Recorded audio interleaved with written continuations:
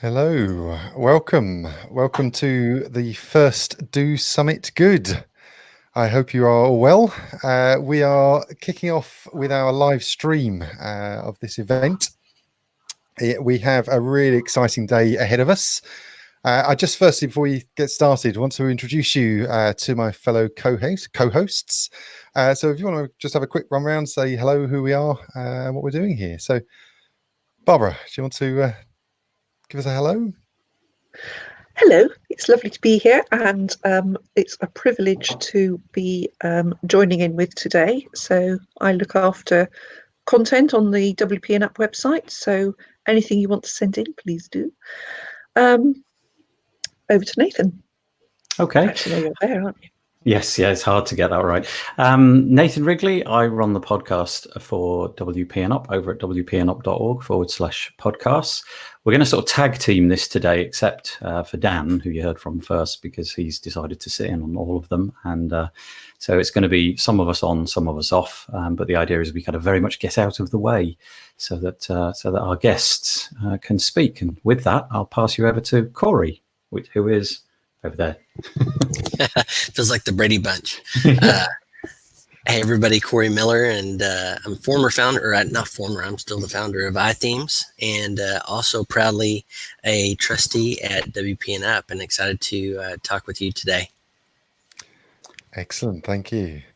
And hello, I'm Dan Maybe. I realised I didn't mention that at the start. I'm the one of the trustees and co-founders of WP&UP. For those of you that if you're not familiar with WP&UP, we are a registered charity supporting and promoting positive mental health within the WordPress community. Today, if you're not aware, you may be aware, it's Giving Tuesday. Giving Tuesday follows the good old Black Friday and Cyber Monday weekend. Is intended to be an event that enables individuals to are encouraged to support non-profits and charities globally. It's a global initiative, and we thought we'd take this opportunity for WP&UP to give back a bit more to the community. So what we have done is brought together 16 international speakers for this free event. We're really excited about the lineup. We have obviously started now. It's here in the UK. It's 1 o'clock in the afternoon. I appreciate we've got individuals joining us from a global community. So we've tried to ensure that the time zones at the time of the event will cover a multitude of time zones for people to be able to come and join us. So our 16 speakers are filling up 9 sessions across the day. And Nathan, you've just brought up the schedule there. Do you want to just maybe quickly run through that? Okay. Yeah, the idea is very quickly, next couple of minutes, we'll just run you through the day and the procedures, I suppose. We're over at wp&up.org/live. So that's wp&up.org/live. That's probably where you are watching us now. However, we're using YouTube as a conduit to get the video to come through. So if you are watching this on YouTube, I think the best experience will be at wp&up.org/live. We've got a chat box on the right. As always, with a public chat, keep it, I guess, friendly. I'm sure you all will, but notice that the chat is there. The chat is not going to be refreshed. It's just going to keep trucking all day long. So for the next however many hours that is, 10 hours or so, it'll just keep going. You can log in with Twitter and Facebook and what have you. But the schedule looks like this. So in a moment, we'll be speaking to Cory Miller, and he's going to be talking through a conversation that he had, I guess, with himself several years ago, and the realizations and the way that altered his life. Then I've already noticed Marika van der Act is in the chat over there. So that's in an hour from now. She's going to be talking through SEO and what have you. From the Yoast perspective, improving your site structure. And then 3 o'clock, we've got Tess Coghlan-Allen, resetting your professional moral compass. And she's representing Do Action.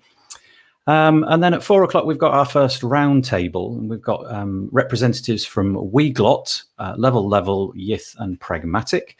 And who knows in what direction that conversation will go, but that's at 4 o'clock. 5 p.m. UK time, so that's some four hours from now. We've got Topher DeRosier.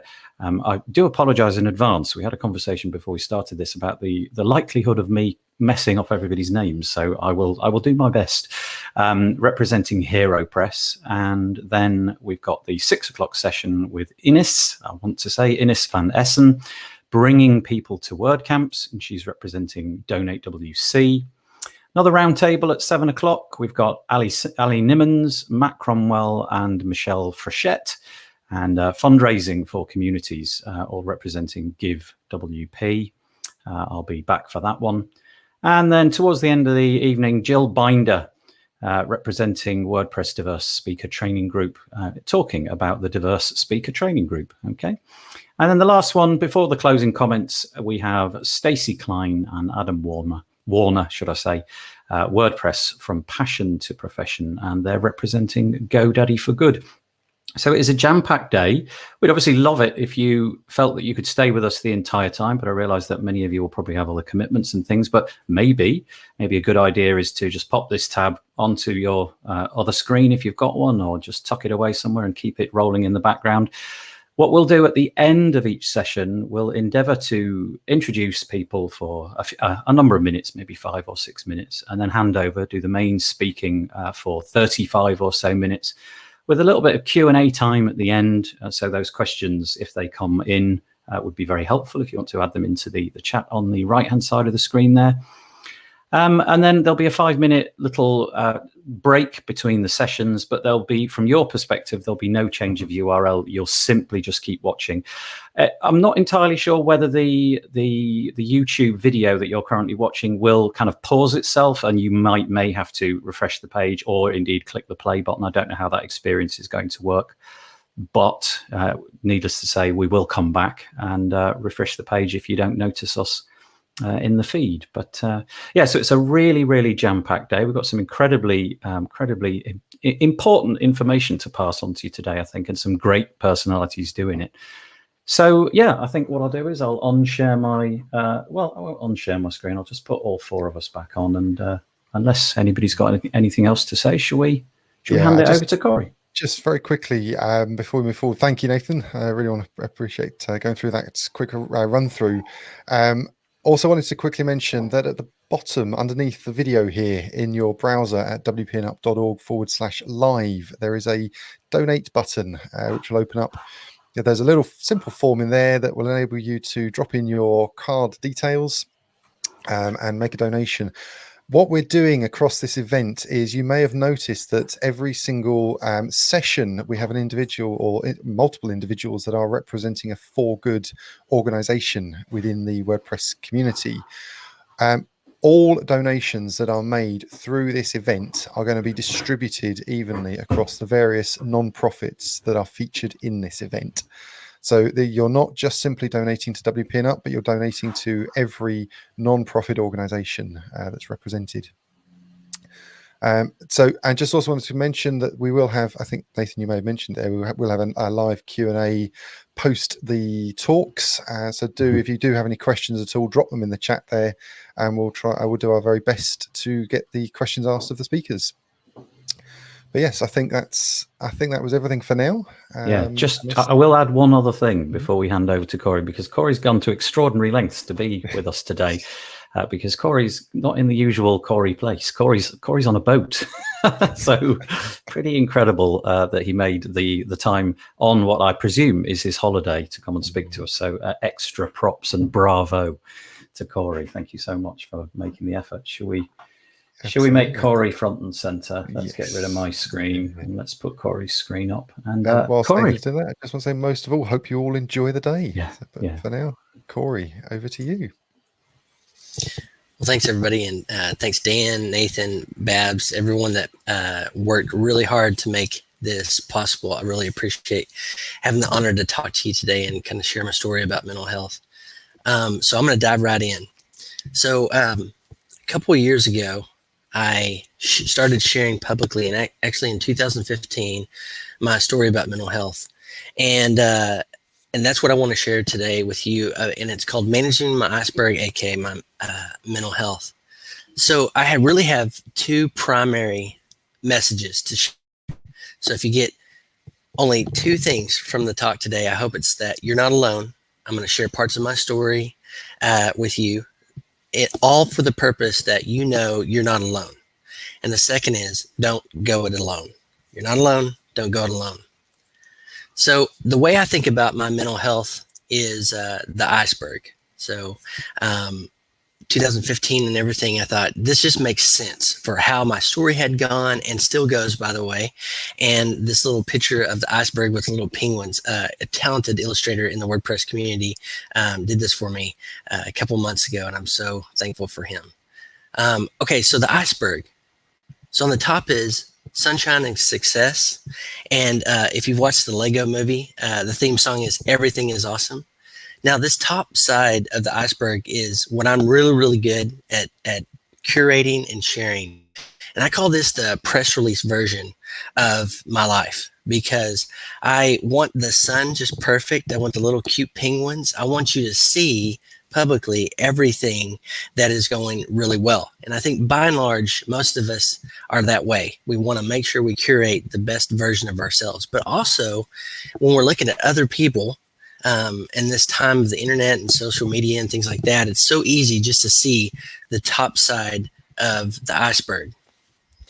But the reality is there's a fuller picture of what life looks like for most of us. On the top, you got sunshine and success potentially, but in the bottom, you got struggle and suffering. And this is all the things that I push and bury. And hopefully some instances, I don't need to take everything that's below the surface and put it above the surface and share. And I'm only sharing my story today for a particular purpose. That is to help eradicate and obliterate the stigma of mental health on the face of the planet. By sharing my story, and hopefully others sharing their story as well. But I think this is the better picture of how our lives typically are, the more accurate picture of the full context for what we're doing. But again, there's things underneath the surface. And if you look down in this picture, you see there's something like grabbing a hold of the iceberg. And, you know, as you get go down and down below the surface, you start to deal with what I think are some of the really tough issues that a lot of us struggle with. When you get all the way down to the tip, you get, you know, the bottom of the iceberg, you start to, you know, things like depression, suicide, potentially all the way down to the tip that some of us might really be struggling with on the bottom of the iceberg. And here's some of just the things, just my list, by the way. This is just my list of things that I think we struggle with from below the iceberg: anger, stress, frustration, jealousy, competition, conflict. If you're in business for any amount of time, you know, competition and conflict, especially if you have team members, employees, fear, relationship breakups, money problems, and then down here, loneliness and depression. I'll share that in just a second, how it relates to my story. So that's kind of the iceberg. And I want to share with you what my iceberg looked like well in the past. And the reason why I'm sharing this isn't for my own therapeutic value at all. I want to be very clear about that. It's only to say you're not alone, that I want to share some parts that people back in that time period could have seen on the top, but what was really going below the surface for me, in for the sole purpose of saying you're not alone. So these things are things I've dealt with privately with my support team, the people that love me, with a trained, licensed counselor. And so that's why I'm sharing these today. So back in 2010, 2011, here are some of the things. I'm not saying any of these things to brag. I'm just sharing. If you had been around or been watching in my life, these are some of the things you might have seen.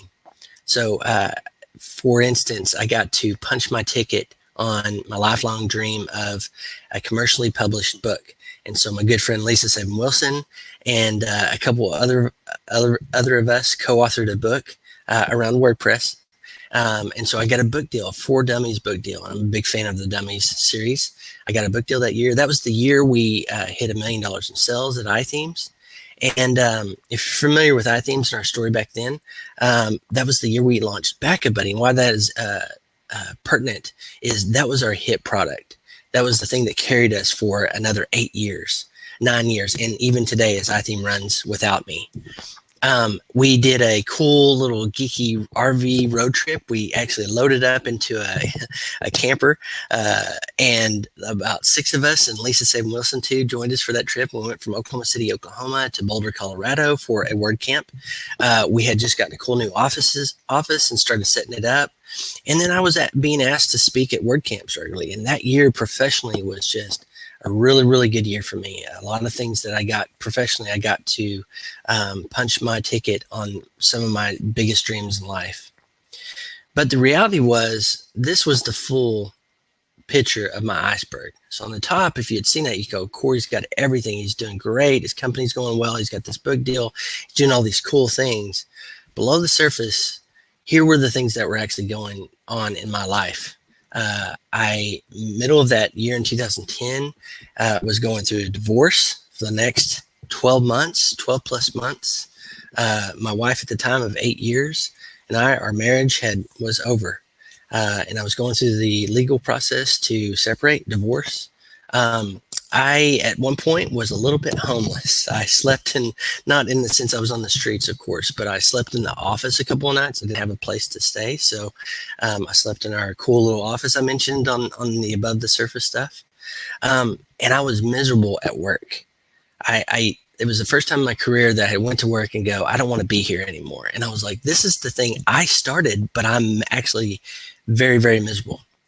And then I walked into the counselor's office, and around this whole time of my initial divorce proceedings, and the counselor did a battery of questions for me and said, hey, you're suffering from depression. And it hit me like a ton of bricks.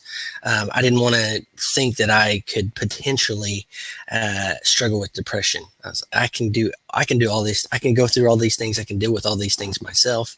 But the reality was, hit with depression, it really hit me that I felt like there was a label stuck on me, for instance, and I didn't want to share that with anybody. But that was the reality of my mental health in that year. So again, I'm coming back to the reason why I shared this particular story about one snippet in my past. And by the way, I'm still curating certain parts of that story. But it's to say that you're not alone. Even those of us that you might think on the surface are just have it all and just 100% happy every single moment of every single day. It's not the reality. But I share these things because I want you to know from my story, you're not alone. I've dealt with these things. I continue to deal with these things that are below the surface. And I want to share some things in just a minute of how I deal with those. But the second part, here's the transition. So you're not alone. The second part is the message, by the way, I'm not just sharing with you today, I'm sharing back with myself today, is don't go it alone. You're not alone. Everybody hurts. Everybody suffers from time to time. And all these things hit all of us on the planet, humans, with a heartbeat. But the second part is don't go it alone. Don't try to do it by yourself. And primarily, I got to tell you, that's a message for me today that I have to be reminded every day I wake up is do not go it alone, Cory. Don't try to do it. Don't try to be Superman. Carry everything on your shoulders. Don't go it alone. There are people that love you and care about you, and there are professionals that can help navigate some of the deep, dark things under the iceberg. So real quick, so I don't put on this because I say when I share my story in 2010-11, that's in the past and I've healed from it. But what about today? So I had a work friend probably 3 or 4 years ago asked me at a conference. He said, hey, I know you talk about mental health and all that and how you've struggled in the past and everything, but is that all like cleared up and all good? And I just kind of chuckled and I said, no. It's an everyday thing. My mental health is an everyday thing that I have to continually work on. I continually have to get out of myself and share and ask for help and receive help when I'm having trouble navigating, that I have to lean on other people, that I can't just lean on myself.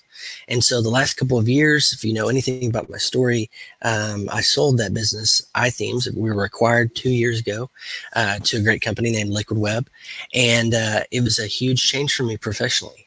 I had thought, in the early years that people would ask me, what's your exit plan? I said, exit plan, this is the best job I've ever had. Why would I want to sell it?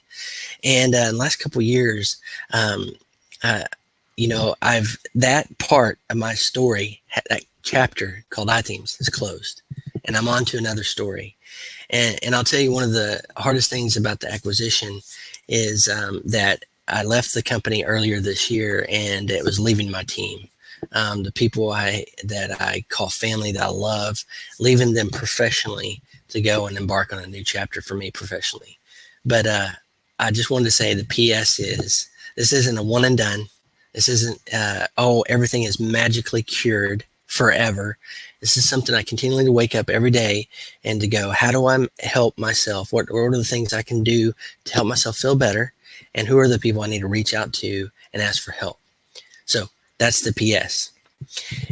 So I realized the latest iteration of all this is that here's the cycle, and see if this is familiar to you. So I'm going through something, you know, and it's down below the surface, and it starts to hit. And my first reaction, my default setting, is to say, I can do all of this by myself. I got this. I'm the superhero. I'm strong enough. Gosh, I just got all this by myself. So that initial reaction is, I don't want to ask anybody for help. I just want to carry it all on my shoulders and try to do it myself. And by the way, that's the last year or two, again, and over and over and over. But then what happens is, oh crap, I can't do this by myself. Something invariably happens that, and I'm talking deeper down and potentially for my particular iceberg, and I go, oh, I can't. That's the thing with my divorce and depression back in 2010 was, I thought I can do all this by myself. And when everything came crashing down back then, and I said, oh crap, I can't do this by myself, I had this very illuminating experience of the first people I called were my parents. You know, I was in my 30s, mid 30s, successful business person. And the first people I called when I said, oh crap, I can't do this by myself, were my parents. It was very humbling to call my parents and go, I need you. I need you. Please come. Please help me. So that's the second is, oh crap, I can't do this by myself. And then once it's over, you kind of pass through the initial storm. I go, whew, I don't ever want to, I mean, seriously, I don't ever want to get back here again and do this by myself again. But what happens? So, you know, we'll get out of the storm. I'll get out of the storm, and the sunshine will come shining down again. The skies will be blue. And then something will hit invariably again as life happens. And I'll go, default setting, I can do all this by myself. No, I got that. Remember the storm I just got? I can do all this by myself. I'm just going to keep it to myself. I'm going to bottle it up. I'm going to push it down.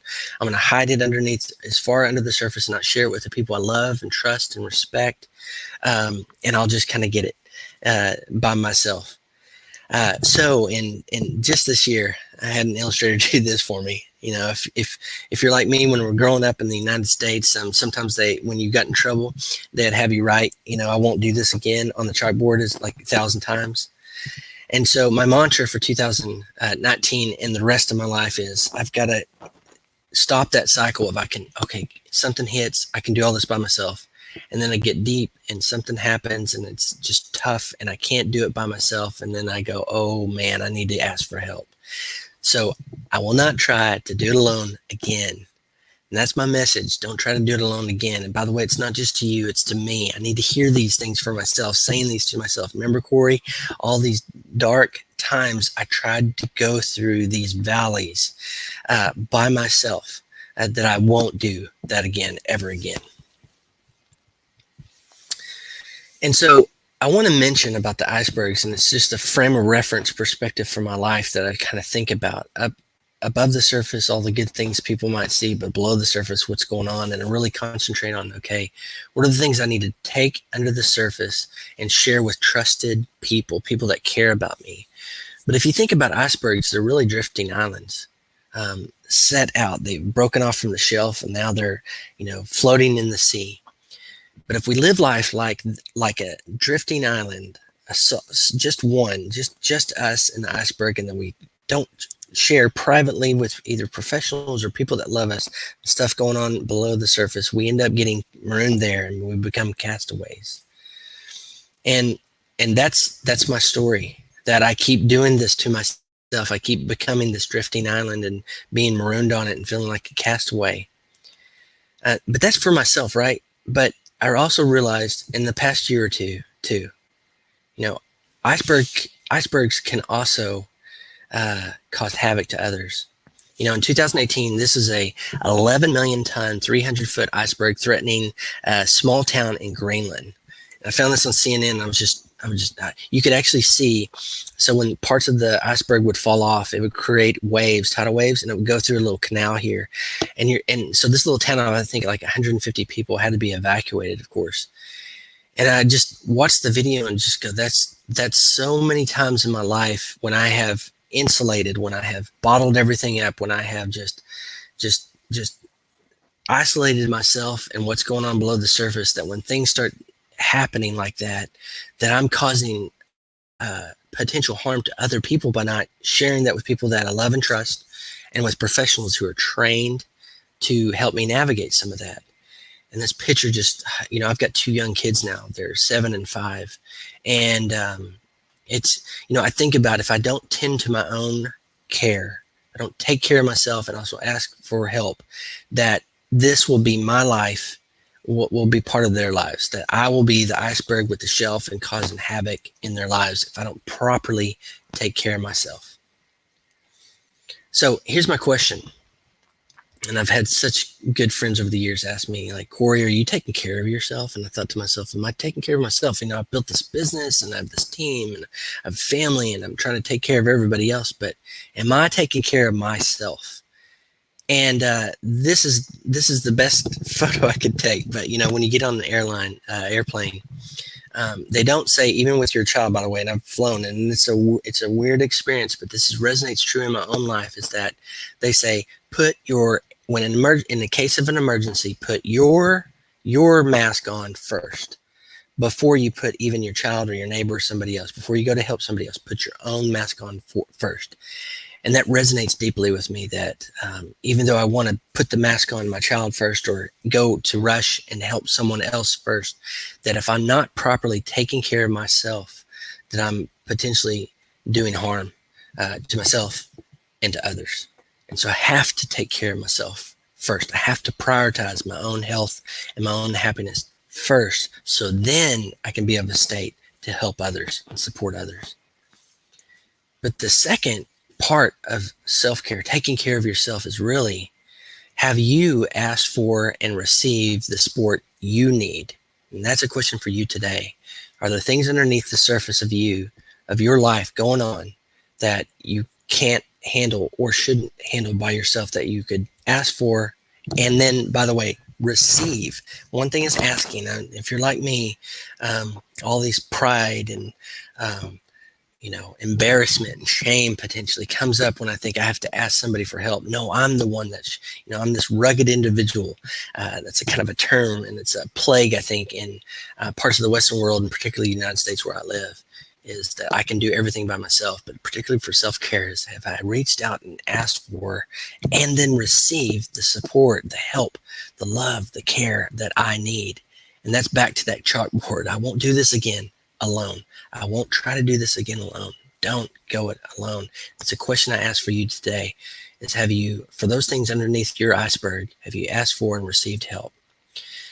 And when I talk about like the people that you love and you trust and you care for, that care for you, this is what I call my life support team. And you know these people by the answer to this question.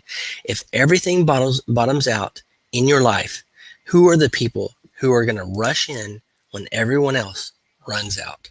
Those are the people that I trust, that love me and care for me, and only care for me, not in their own selfish ambition or whatever it is, but they just love and care for me, and they rush in. And, in 2010, that was my parents. And today they're part of that network. That would be the people I should call when everything bottoms out in my life.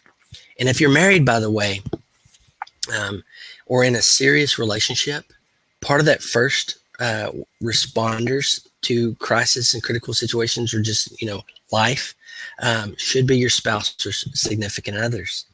My first partner in my own self-care is my spouse. my wife, Lindsay, and she's an amazing partner. I'm so thankful to have her. She is part of that team, but oftentimes I'm trying to do it by myself and don't ever try to let her in. But she's sneaky and she's smart. She knows me too well, and I'm so thankful for her in my life. But who are the people who rush in when everyone runs out? These are the people that celebrate your successes with you without jealousy or envy.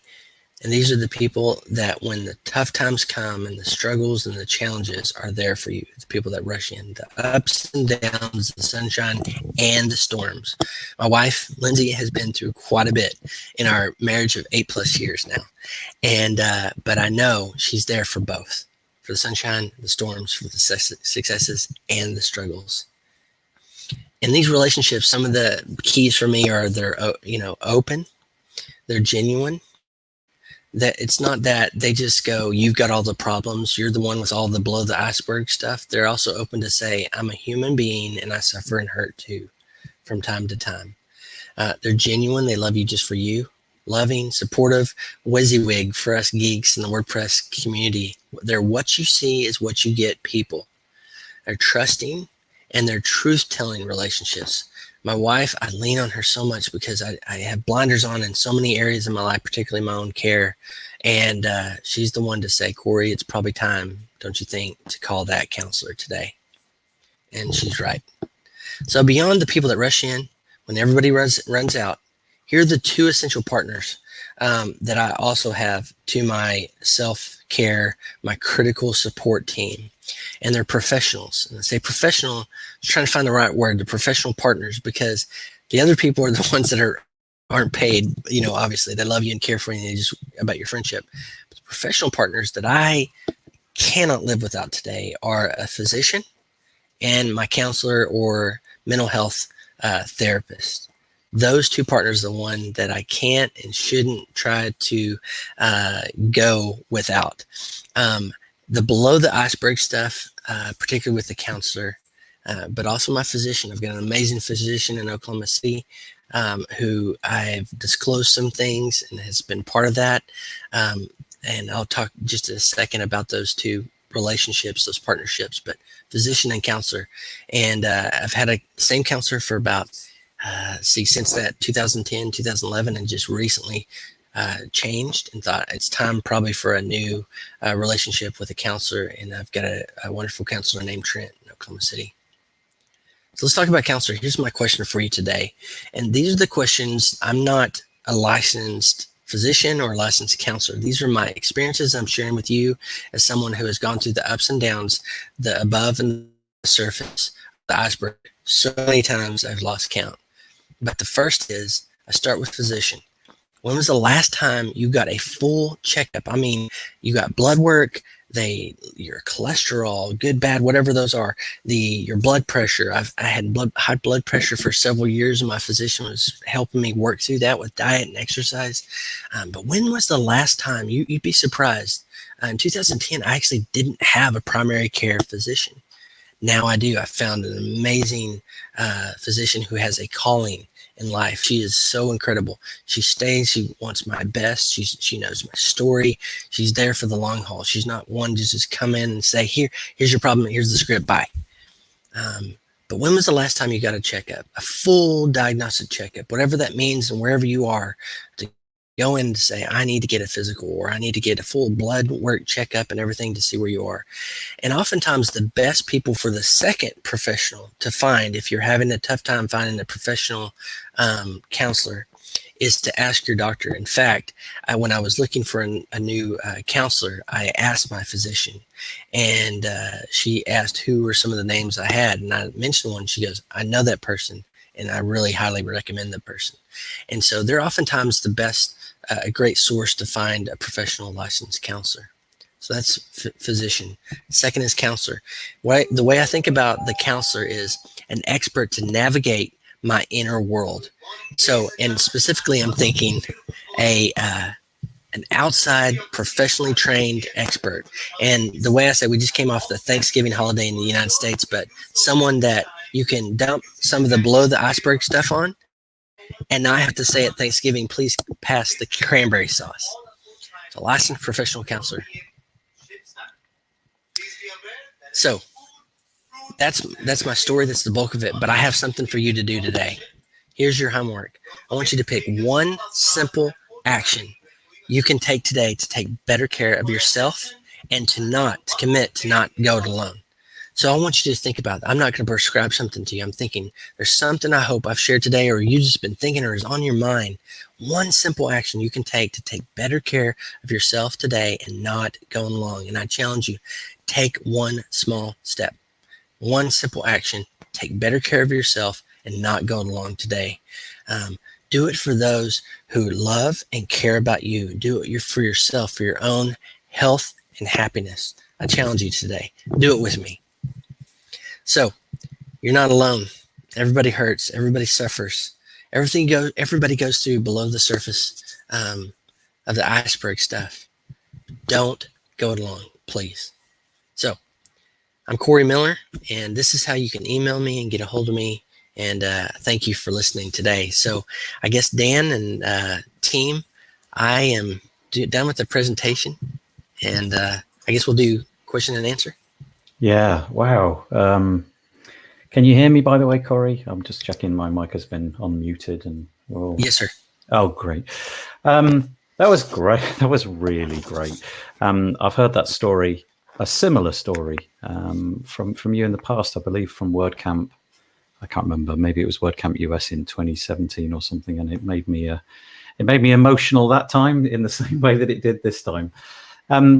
Not so much questions coming through, but just really nice commentary that's come through. So, for example, some people have anonymized themselves. So we got, for example, Vimes 1984. He really resonated with your Bart Simpson-esque drawing, the sort of naughty child repeating things on the blackboard. You know, I'm going to get help. I'm going to not try and do it by myself over and over again.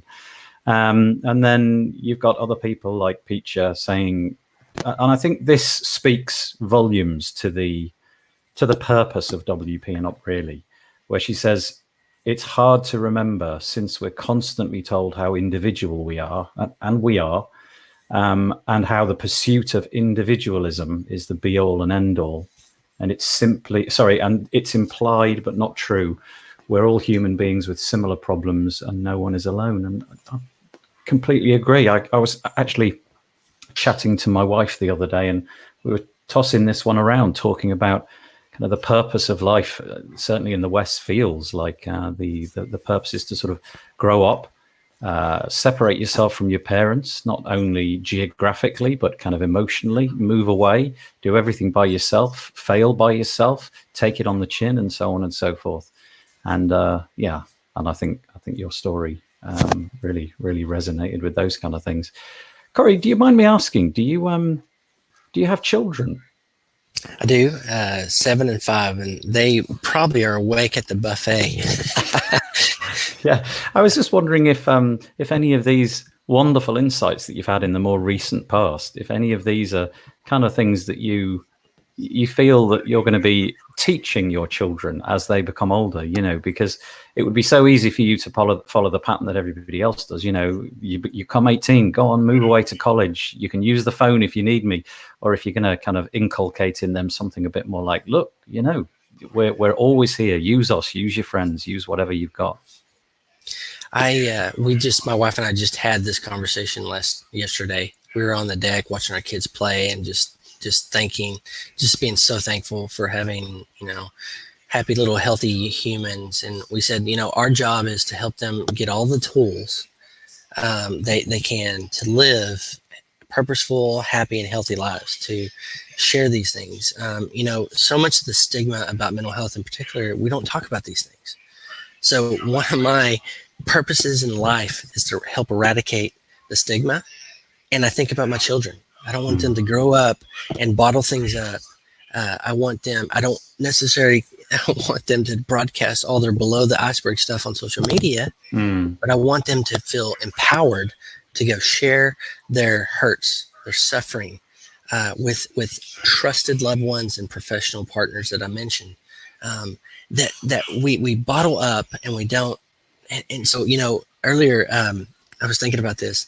I actually typed the word together in all caps, and I printed it out and I put it behind my desk at work. So I'd look at my monitor and I'd have to see the word together as a reminder that my first inclination will be to do it alone. But I have to we're so much better as creatures, as humans together. You look at our past and we were tribes. We were groups of people that did life together. And now we drive home and park in our garage and shut the door to the world and just kind of insulate. That's not the way we are in our history as humans. Is we're meant to be together. And so for my kids, I just want them to feel empowered, to feel supported and loved, to know that when they hurt, they suffer, they don't have to do it alone. They don't have to do it like daddy has in the past. And, our intention when they're of an age that I think they can understand the message is to say these things happened. They're going to find it at some point too, because I've shared it publicly, but we want them to go, to know that, hey, dad wasn't just a straight A student in school, because I wasn't.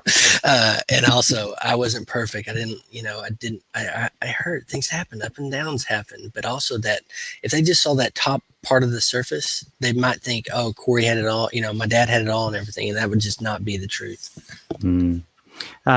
We've got a comment, which I suppose is a question. I don't know whether you'll feel qualified to answer this, but I'll ask it anyway. It's from Karina. I'll say Karina because I'm sorry, Karina. I am going to struggle to get your second name correct, I think. But she says, would you recommend children staying close to home for a few years as young adults instead of immediately going away as they learn to navigate adult life? Interesting. What are your thoughts on that? I'm definitely not an expert by any means. Definitely not a perfect parent either. I think my wife and I are trying to do what's best for our children all the time and seeking good counsel and people that are experts. For us is when they're ready to launch, we want them to have, this is just my experience. What our plans are is just that we just want to equip them with the key tools. I think there's one set of tools that is helping them discover how they are happy, how they can maintain happiness, or what things provide joy in their life, and what are the keys for health, true long-lasting health.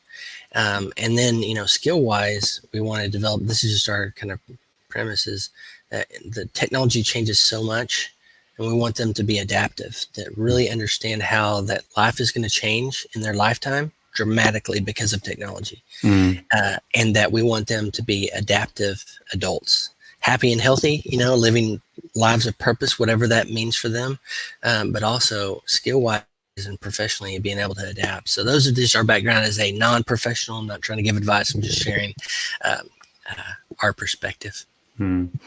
I often wonder about the technology thing. Obviously, certain aspects of technology are objectively fantastic. It's wonderful that we can have medicine, for example, that it prolongs people's lives and so on. But I wonder if we're kind of entering an interesting era where some of the technology is perhaps destructive, not to the environment, not to the wider world, but to ourselves. And by that, I'm speaking about the mobile phone in my pocket and the seemingly unquantifiable addiction that I and many other people have on social media. And you highlighted this at the beginning, where you mentioned the sort of persona that you'd put out there of yourself.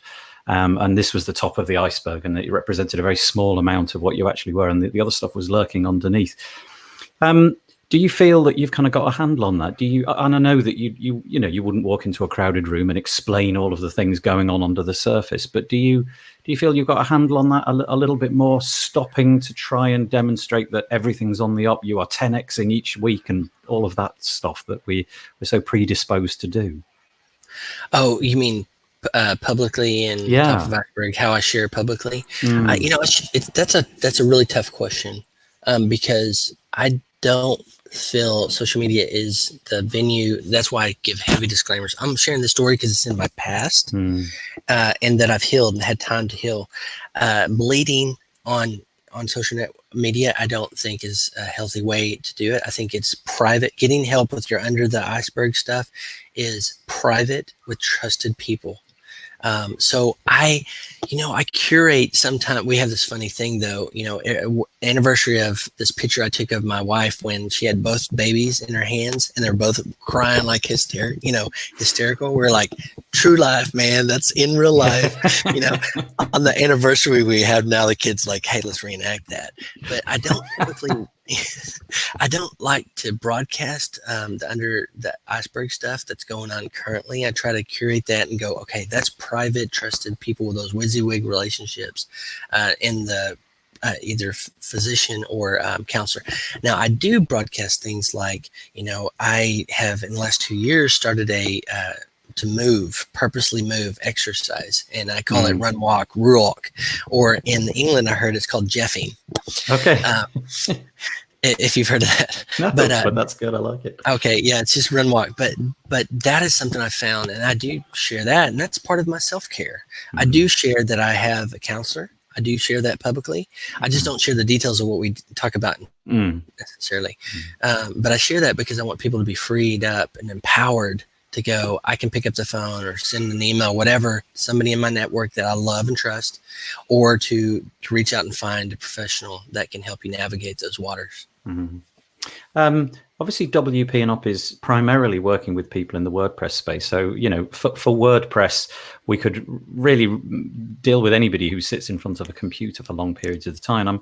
I'm wondering if we were to rewind your story and we were to go back until that moment when you first decided, maybe you were 15 or 12 or 22, I don't know, that you were going to work with technology. Do you think technology has caused some of the things that you've had to address more recently? So, for example, if you'd have gone, I don't know, and become a car mechanic or worked on a boat like you're on at the moment instead, do you think that the kind of work that you're forced to do as a technologist, often for many hours in front of the computer, staring at the screen, often quite alone, do you think that there's something about the work that we do which promotes this problem?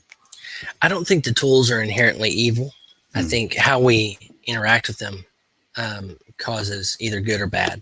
And so, if you look at the history of the internet, let's just say technology and the internet, we are still at the very, we're babies. We're in the infant period of this technology explosion.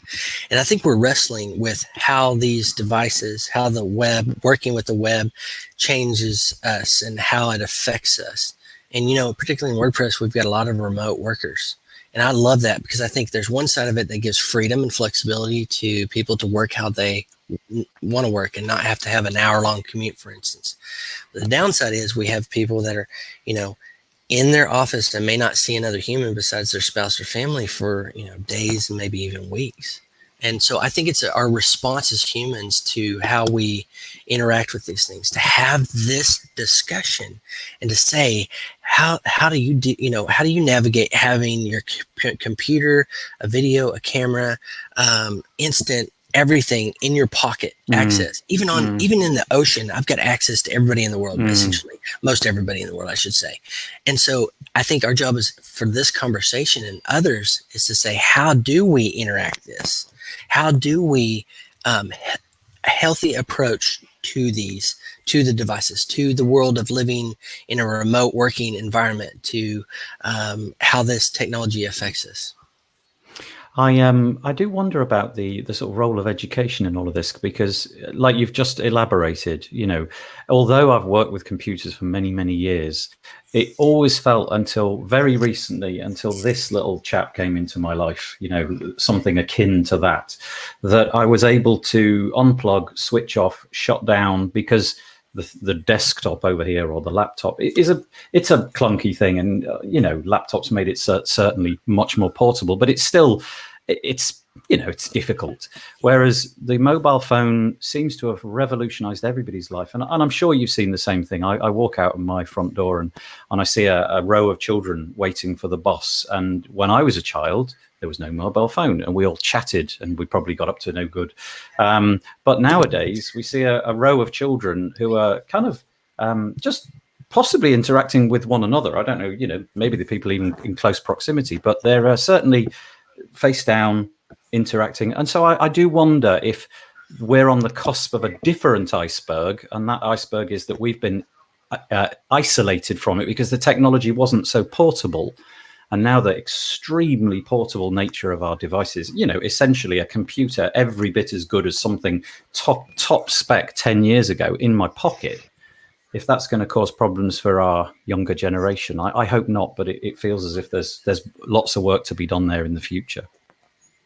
Yeah, I love conversations like this because it helps. I think about my kids really, and how technology is going so fast and changing and disrupting so many of our pillars of society. And I don't think of that pessimistically. I think of it optimistically. This is somebody asked, what would be the time in all of history that you would live? And I was like, today, yes, right now. Yeah. Like I love the fact that my kids have had surgeries, been in hospitals, and have the best care. I love that we have technology to communicate with each other, thousands of miles, millions of miles apart from each other. Now it's our job, responsibility as humans, to have these conversations, to find the healthy way to live with this technology. But yeah, it is tough. My wife is so awesome. She, I just love her so much, but also she's just really awesome. I'm so thankful to have her. But on this trip, we brought screens, we bought iPads and things like that. But she also brought a card deck of Unos, Uno, the card game Uno. So we're at dinner and she can go, okay, we're not going to be on screens. We're going to have this conversation and play a game. And that's an analog, type social activity, which I think is so good. And not to be nostalgic, but there's so many of those social things. Like this is a room right here. It's called the card room. It's where there's somebody that's playing bridge at, later today in this room. So it's like, that's great. A return to some of the social things that make us humans, that we get this interaction elbow to elbow. I think is so vital. Babs, you wanted to say something, I think. Yeah. Sorry, Babs. You okay? I'm sorry for that short blip. That was me muting you. I do apologise. My children are a little bit older, and one is at university, so I could see how that can be. That he needs to know that we're still here. But the thing about everybody looking down, I try to encourage them to just look up, just stop and look up and look around you. It's something that I'm lucky that because I walk very slowly. With a little mobility walker, I do look around me and I look up and I'm aware, and I consider that I'm actually really fortunate that I do that, because you see so much all around you. So that's just what I wanted to kind of say, that we want to kind of encourage them to just look up. Yeah.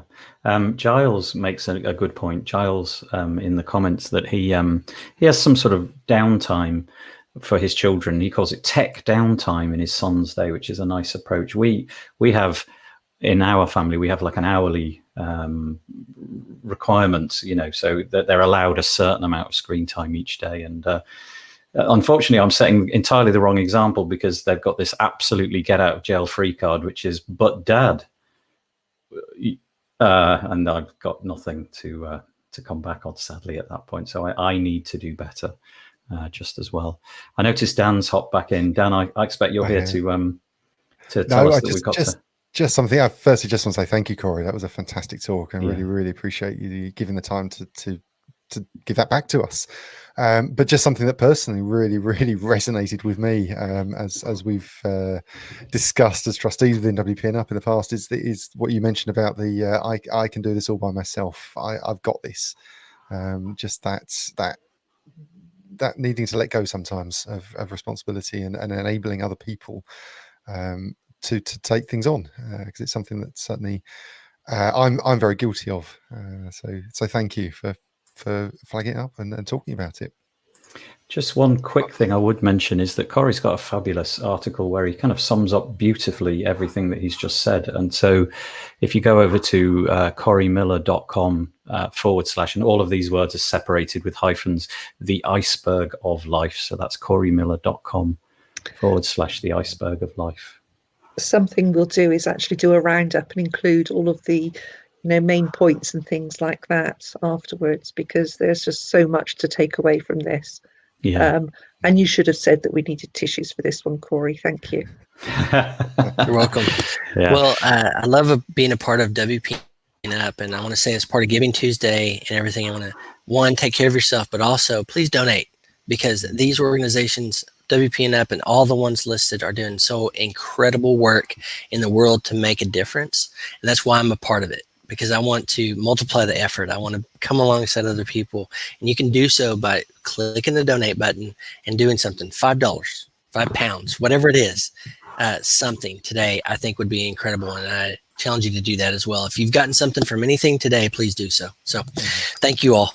Excellent. You're very Thank welcome. you. We're going to wind this session up and stop it. The feed will just stop, but we'll be back in about 5 minutes with Marika van der Acht from Yoast in talking about improving your SEO by improving your site structure. Thanks, Cory. Really, really appreciate that. Just very quickly before we wrap up, we are actually all set to go on the next session, so we may even be able to get this really smooth transition from session 1 to session 2 if we're really slick. Good luck with that. Yes. Just a couple of things. We've had a couple of bits of feedback through this first session, and just really wanted to very quickly mention a couple of those things. If you refresh your page under the donate button, you should now see a donate with PayPal option. It may be the page may be cached, so just we try to remove as much caching from this particular page for obvious reasons, but just in case. And also we got some comments around in the live chat. There was some Facebook and Twitter share prompts. Again, if you refresh the page, those should have been removed now. So thank you all. This is our first time doing this, so there may be issues, there may be glitches now and again.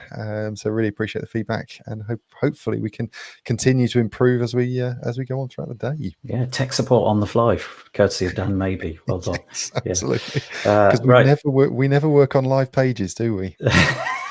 No, ever. No. Right, I'll end this one, and we'll catch you in a couple of minutes by just clicking refresh, or maybe we'll just come back. Okay. Yes. See you in a bit. See you in a minute.